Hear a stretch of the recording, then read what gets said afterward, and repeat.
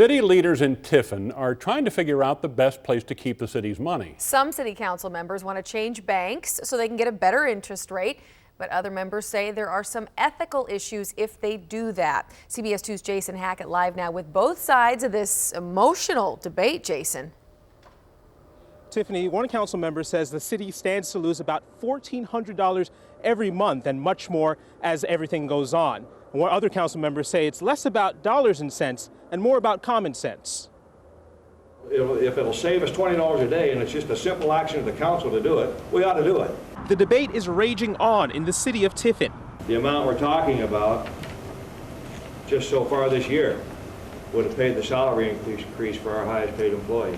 The argument, whether to change the city's investment policy. Some council members want to increase the amount of city money that can be held at one bank and in turn put more into Solon State Bank, where Mayor Steve Brenner is manager. I pretty much have stayed completely out of the conversations involving the investment policy.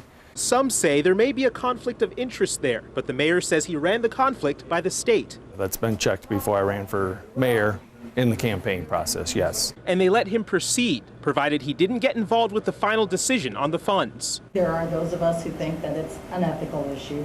Not saying anything personal about Steve.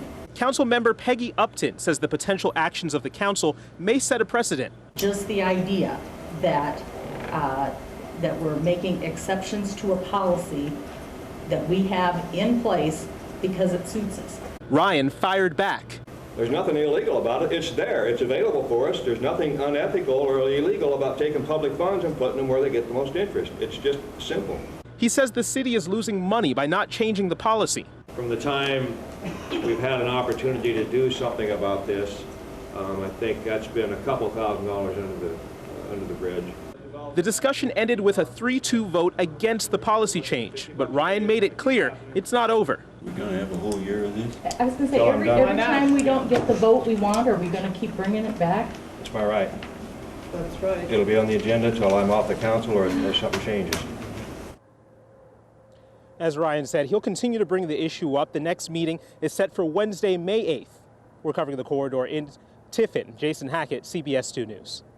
CBS 2 connects with the corridor. We looked into this story after being contacted by a viewer. If you have a story idea for us, a story you want us to cover, give us a call, 800-222-KGAN. You can also email your tips to news@cbs2iowa.com.